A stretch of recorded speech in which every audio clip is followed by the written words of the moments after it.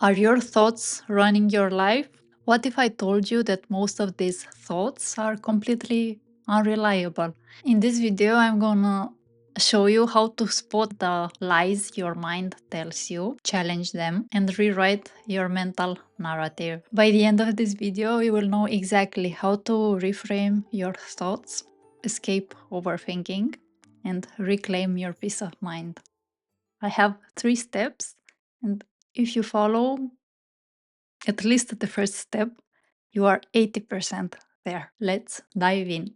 Not a long time ago, I was feeling stuck. I had a corporate job, and the last years I could not sleep. I had an underlying anxiety. I started hating it.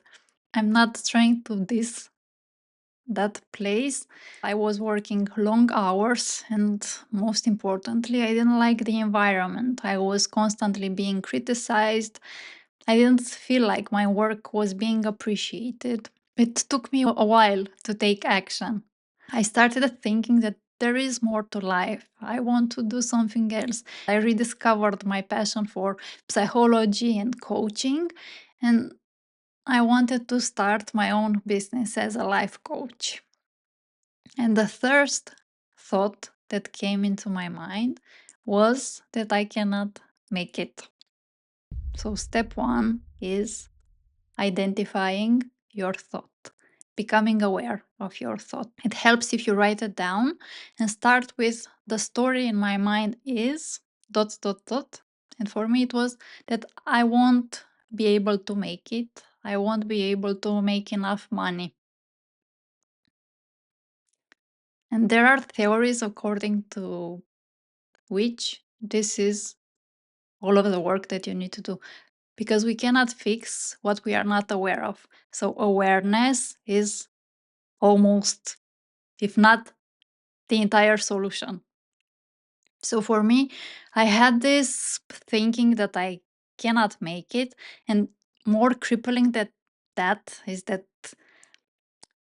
I will end up in a situation when I have to go back to my previous job. And actually, the big boss told me before leaving that he was surprised that I quit, because usually women at my age, instead of being courageous, they would decide to have a baby, settle down. That's not the point. He also told me that I shouldn't be ashamed or embarrassed to come back after a year or two. That actually was coming from a good place, I'm sure of it, but I took it in a negative way, as if I fail, then I have to crawl back to them and admit my failure. So become aware and write down your thoughts. I invite you for the next week, when you are struggling in your day or when you have a moment, to write down the story in my head is, and see what you are constantly thinking. And for me, the toughest moment of the day is in the morning. And I started writing this, the story in my head is, and I became aware of all the stories that are playing in my mind. For example, with YouTube, I was not creating videos because the story in my head was, it's too hard to be successful. The story in my head is that nobody will watch it. Now that we are aware, the second step is to analyze the evidence. So we have this thought. It doesn't mean it's good or bad, but let's see, what's the evidence? Is it true or is it not true? Because if it is true, I want to be aware of that also and take it into consideration. So I'm not here to tell you that all our thoughts are bad. With awareness, we decide if they are serving us or not. And why our thoughts are important is because they shape our reality. And we have this triangle with thoughts, feelings, and actions. Our thoughts influence our feelings and our actions. So, for example, if I am thinking that I will not become successful on YouTube, then The feeling would be sad, will be anxious, and then the action would be that I don't create content.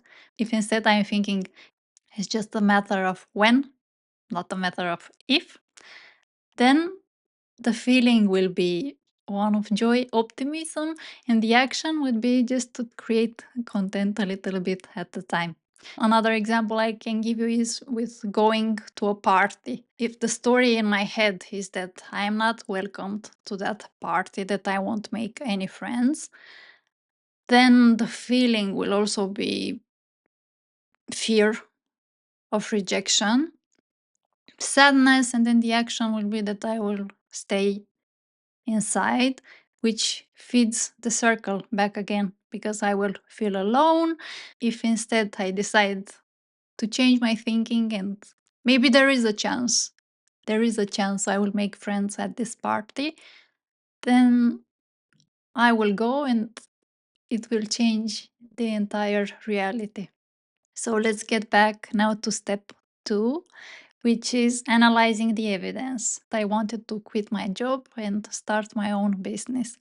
What is the evidence that I won't make it, that I will not have enough money, or that I will have to crawl back to the same job? The reality was that I didn't have any customers yet. And yeah, after a year, when my savings would be over, I will go back to where I started. But let's deep dive here. Is there any other evidence that my mind is ignoring? So here is the tricky part. Sometimes we look only at certain areas or certain aspects of our life. So in my case, I also had friends, people that expressed their interest in working with me. I also had savings for 1 year at least that I can survive and be relaxed and give it the best shot. And all my life, I enjoyed helping others, and the feedback has been more than amazing. So there was a high likelihood to be successful. Here is a bonus step here. In a couple of months, would you have wanted to take the leap and have tried it or not? The third and last step is to ask yourself, is there an alternative way of thinking here? Keeping in mind all the evidence, is there a way of thinking that is uplifting me, that serves me better? Think about that. And for me, of course, it was. And I decided to change my doom and gloom, fear of failure thinking to one that serves me, that there is a high likelihood I will make it, and it's worth trying, and it's always a safe bet. It's not even a bet if you take action and believe in yourself. By practicing this, you will notice thinking errors, and you are not alone. This is the way our mind works. There are 3 main thinking errors, cognitive distortions, thinking errors, bend reality. So, one of them is fortune telling. When I was thinking that I will fail, I was so sure. It was as if I was reading in a magic globe.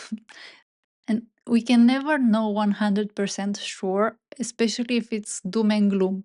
The second cognitive distortion is catastrophizing. We are inclined to negative thinking. There is a saying that our mind is to negative thoughts as Velcro and to positive thoughts as Teflon. I like that, it's funny. So I was going to bankruptcy, going back to my hometown, going back to stay in my home apartment living with my mom. That will probably never happen. Never say never. But we have this doom and gloom, and we go back to our monkey brain, and that brain will always catastrophize. The third thinking error is mind reading. Sometimes we think that we read other person's mind.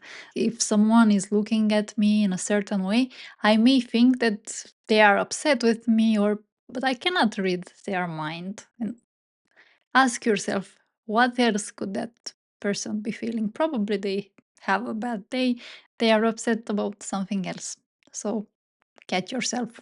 To sum it up, we have these 3 steps to take back control of our thoughts. 1, identify the thought. Start by writing, the story in my head is. Second, analyze the evidence and ask yourself, is there anything that I am overlooking here? And the third step, keeping in mind all the evidence, is there an alternative thought here that serves me better? And use that instead. Use a thought that uplifts you, that brings you closer to your dream life. And you got this. And remember, if you are doing the awareness part, 80% of the job is already done. Changing your relationship with your thoughts is the ultimate act of self care, of self love. When you learn to question your inner dialogue, you take control of your life and free yourself from unnecessary suffering. Isn't that amazing? Your mind can be your biggest ally or your biggest enemy. I know I have been there, and you get to choose. Your thoughts don't define you, they are just stories. Make sure the stories you choose to believe are stories that uplift you. That was it for today. Thank you so much for watching, for liking this video, for subscribing. Before I go, I want to leave you with a quote from Albert Einstein. We cannot solve our problems with the same thinking used when we created them. Do you agree? Let me know below. Have a wonderful day, and I can't wait to see you next time. Bye.